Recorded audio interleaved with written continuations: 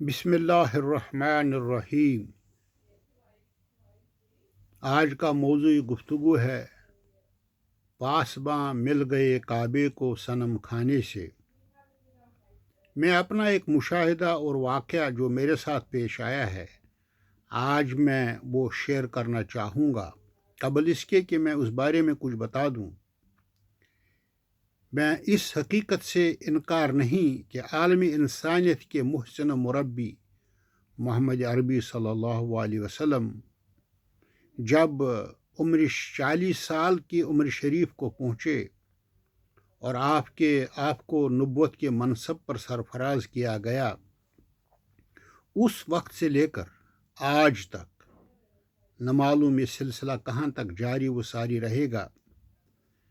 آپ کے مخالفوں اور انسانیت کے دشمنوں نے جو غلط فہمیاں آپ صلی اللہ علیہ وسلم کے ضمن میں پھیلائیں وہ دور نہیں ہوئیں، بلکہ دن بدن ان میں مسلسل اضافہ ہی ہوتا جا رہا ہے۔ چاہے وہ ڈنمارک کے کارٹون ہوں یا فرانس کے کارٹون، بہرحال یہ آپ صلی اللہ علیہ وسلم کو زچ کرنے کے لیے کیے جا رہے ہیں۔ آئے دن آپ صلی اللہ علیہ وسلم کی تصویر بگاڑنے اور دنیا کو آپ صلی اللہ علیہ وسلم سے وحشت زدہ کرنے کے لیے جو مضحکہ خیز اور سنگین نوعیت کے الزامات یا بیانات جاری کیے جاتے ہیں، وہ آخر اس بات کی علامت ہے کہ اسلام اور باطل میں کشمکش ہمیشہ سے جاری رہی ہے اور جاری رہے گی۔ یہ بات بھی بتانا چاہوں گا کہ آپ صلی اللہ علیہ وسلم کو خراج عقیدت پیش کرنے کے لیے ملت اسلامیہ کانفرنسیں منعقد کرتی ہے، کتابیں لکھتی ہے، جلسے کرتی ہے اور بہت کچھ کرتے ہیں اپنے فکر اور شعور کے مطابق، مگر حقیقت یہ ہے کہ یہ جو باطل پرست قوتیں ہیں، معاندین اسلام ہیں، جب یہ کوئی کام کر جاتے ہیں اسلام کے خلاف، اللہ تعالیٰ اسی کو ذریعہ بناتا ہے کہ اسلام کی دعوت ان جگہوں تک پہنچے، ان گھروں تک جو وہم و گمان میں بھی جن کے وہم و گمان میں بھی نہیں ہوتا ہے کہ وہ اسلام یا محمد عربی صلی اللہ علیہ وسلم کی کوئی بات سن سکے۔ کارٹونوں کا یہی حال ہے۔ چلیے، ایسا تو ہوتا ہی رہتا ہے۔ ابو جہل کہتا تھا خبردار، جو باہر سے آنے والے لوگ ہیں وہ اس شخص کے پاس نہ جائیں جن کا نام محمد ہے، وہ نعوذ باللہ من ذالک پاگل ہے، وہ مجنون ہے۔ لیکن ان کی یہ مخالفانہ باتیں ہیں دراصل اس بات کے لیے کافی تھی کہ مخالف جو لوگ آتے تھے وہ کہتے ہم تو سوچنے سمجھنے، اللہ تعالیٰ نے ہمیں قوت دی ہے، قوت سماعت، قوت بصارت، چلیے ہم خود دیکھیں کہ وہ کون ہے، ان سے بات کر کے پوچھتے ہیں کہ کیا بات ہے، اور وہاں پہنچ کر وہ پھر مسلمان ہو جاتے تھے۔ یہی حال آج کل ان کارٹونوں کا ہے جو فرانس میں ہوا۔ ظاہر بات ہے رد عمل تو ضرور ہے، مگر بات وہاں تک پہنچی جہاں ہم نہ پہنچ پاتے ہیں۔ ابھی چلیے میں اپنے واقعہ کا تذکرہ کرتا ہوں۔ ابھی حال ہی میں میری ملاقات ایک آرمی آفیسر سے ہوئی جو کرنل رینک کا تھا، کرنل رینک اب بھی ہے۔ وہ میرے پاس آیا اور کافی دیر تک میرے ساتھ بات چیت کی۔ وہ کہہ رہے تھے کہ میں افغانستان میں نیٹو فوج کی کمانڈ کر رہا تھا، تو ہمیں اس لیے وہاں بھیجا گیا، ہم طالبان، القاعدہ اور جو باقی جو وحیات قسم کے جو باتیں ہمارے سامنے آؤ ان کا کلا کما کرتے ہیں۔ کہہ رہے تھے ہم جاتے تھے، صبح کو گشت کرتے تھے، کچھ لوگوں کو مارتے تھے، پھر واپس آ جاتے تھے، لیکن ایک بار ایسا ہوا کہ ہم پر ایسا اٹیک ہوا کہ ہمارے کئی نوجوان جو ہے ہلاک ہو گئے، اور میں تو بچ گیا چونکہ میرے پیچھے کندھے پر 3 گولیاں لگی۔ گولیاں لگنے کے بعد میری جو سروس رائفل تھی یہ بھی مجھ سے میرے ہاتھوں سے چھن گئی اور میں نڈھال ہو کر گر گیا۔ اسی دوران ایک نوجوان افغانی ٹربان پہن کر، پاؤں میں موٹی چپل پہنے ہوئے وہ آ رہا تھا اور اس کے پیشان سے پسینہ ٹپک رہا تھا، تو اس کے رائفل گولی بندوق جو تھی لٹکائے ہوئے تھا۔ میں نے کہا اب تو آخری دم ہے، اب میں کیا کروں، اور یہ تو چھوڑے گا نہیں مجھے۔ لیکن وہ آیا تو وہ تو رحمت کا فرشتہ بن کر میرے پاس ہے۔ اس نے مجھ سے کہا کہ کیا بات ہے، یعنی اس نے بہرحال اب انگریزی میں ہی بات کی ہوگی۔ انگریز کہہ رہے ہیں مجھ سے کہ وہ تھوڑی بہت انگریزی تو بولتا تھا۔ تو میں نے ان سے کہا مجھے امان دے، جان کی پناہ، میں جو بھی خدمت آپ کی کروں گا کر سکتا ہوں، لیکن آپ مجھے بچا لیں۔ تو اس نے کہا کیا، کیسے بچاؤں؟ تو اس نے کہا میں نے ان سے کہا ہے کہ آپ مجھے میرے کیمپ میں لے کر چلے جائیں۔ اور اس کے پاس وہ جو دوپٹہ جو مفلر پہنے اس نے اس کو نکالا اور میرے نیچے رکھا، مجھے اٹھایا اور کندھا دیا۔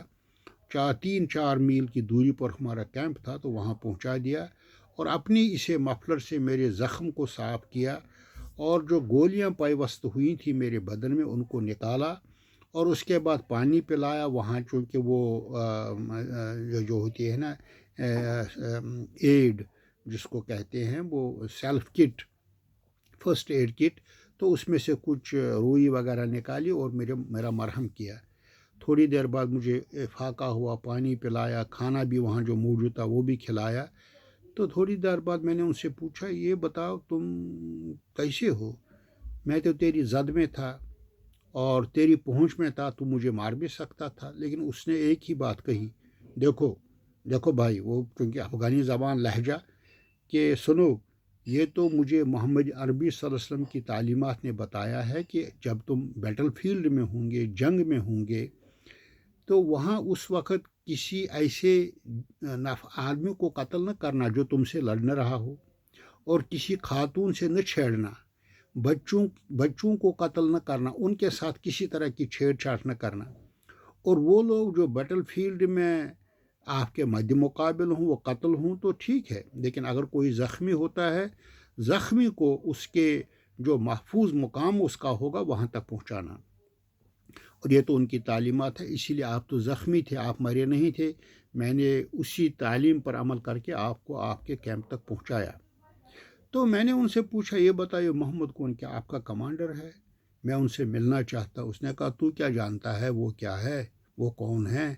وہ تو 1400 سال پہلے آئے تھے موسیٰ اور عیسیٰ کے بعد، وہ تو ہمارے پرافٹ ہیں، پیغمبر ہیں، تو ان کی تعلیمات یہ ہیں، ہم بھی اسی پر عمل کرتے ہیں۔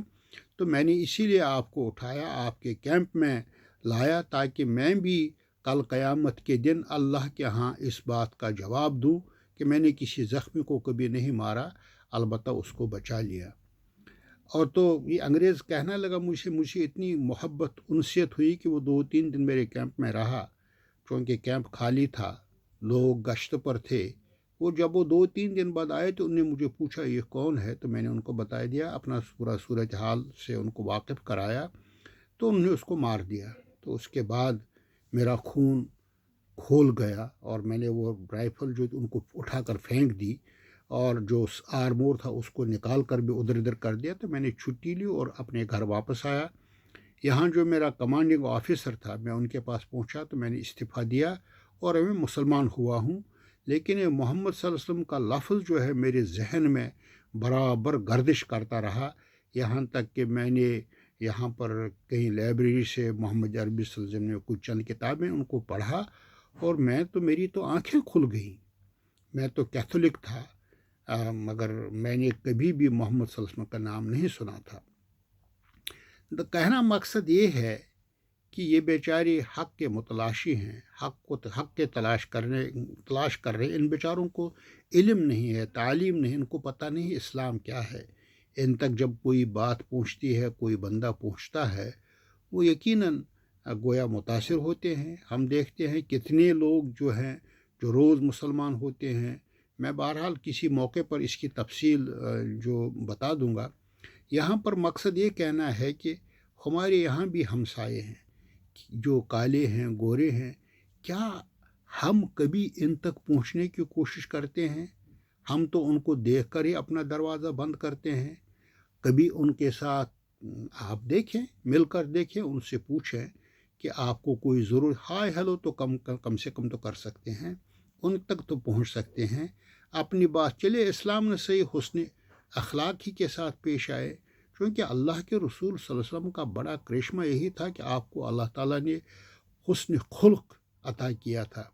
جب حضرت عائشہ صدیقہ سے پوچھا گیا کہ آپ رسول پاک صلی اللہ علیہ وسلم کے بارے میں کیا فرماتی ہیں، تو آپ نے کہا وہ تو گویا خلق قرآن تھا، قرآن پوری تعلیمات جو ہے رسول پاک چلتا پھرتا قرآن تھا۔ یہ خلق جو ہے، حسن خلق، اگر کسی کے ساتھ خندہ پیشانی سے پیش آ جائے انسان، اس پر بھی اس کو ثواب ملے گا۔ بہرحال یہاں پر میں اپنی بات یہیں پر ختم کرنا چاہوں گا۔ انشاءاللہ کسی موقع پر میری کوشش ہے کہ میں سیرت سرور عالم صلی اللہ علیہ وسلم کے مختلف جو پہلو ہیں، درخشاں پہلو، ان پر ایک ایک کر کے بات کرنے کی کوشش کروں گا۔ جزاکم اللہ خیر، احسن الجزا۔